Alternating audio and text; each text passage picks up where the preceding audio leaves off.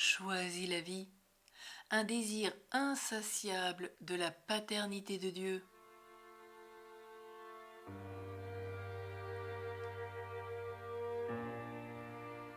Au cœur de notre chemin de guérison, acceptez tout d'abord un principe de réalité.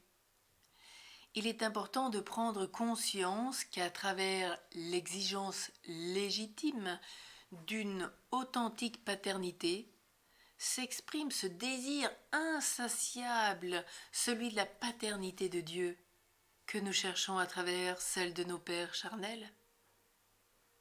En cherchant à être reconnus par un père archétypique, un père qui aurait toutes les qualités possibles et inimaginables. Nous demandons à nos pauvres pères de la terre d'être Dieu. Ce qui est impossible, cela va sans dire. Il y a une autre façon de voir les choses qui ne manque ni de réalisme ni d'humour. Deux qualités importantes dans le cheminement de cette guérison intérieure. Cette approche tout d'abord consiste à dire que mon père a été exactement celui qu'il devait être pour que je sois celui que je suis et que Dieu aime, puisqu'il continue à me porter dans l'existence. Je cite un témoignage d'un homme dans cette démarche. Je cite, il disait « Mon père fut un tyran, mais parce qu'il fut un tyran, il favorisa par là même ma vocation de philosophie.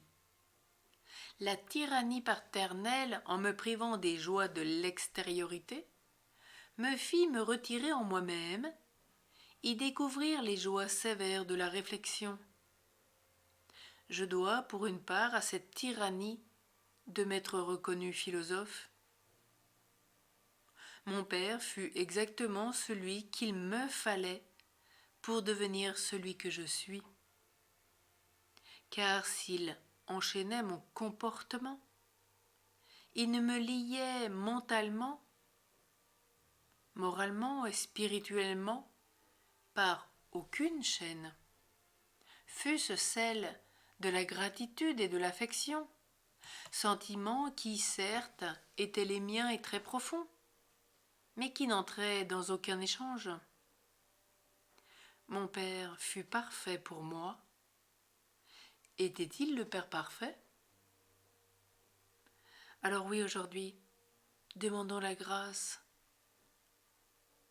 de voir tout d'abord cette grâce que notre Père a été ce qu'il devait être pour nous.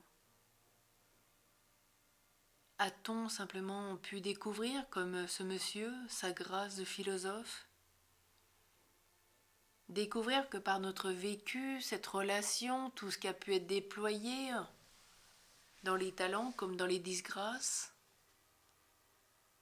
même dans des erreurs graves, qu'il a permis le déploiement de notre être que peut-être nous aurions jamais pu mettre en œuvre. Et puis ne demandons pas à nos pères de la terre d'être des pères parfaits, d'être Dieu. Seul Dieu le Père est parfait.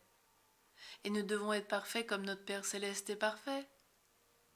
Ce qui ne doit pas dire que nous devons vivre dans la perfection.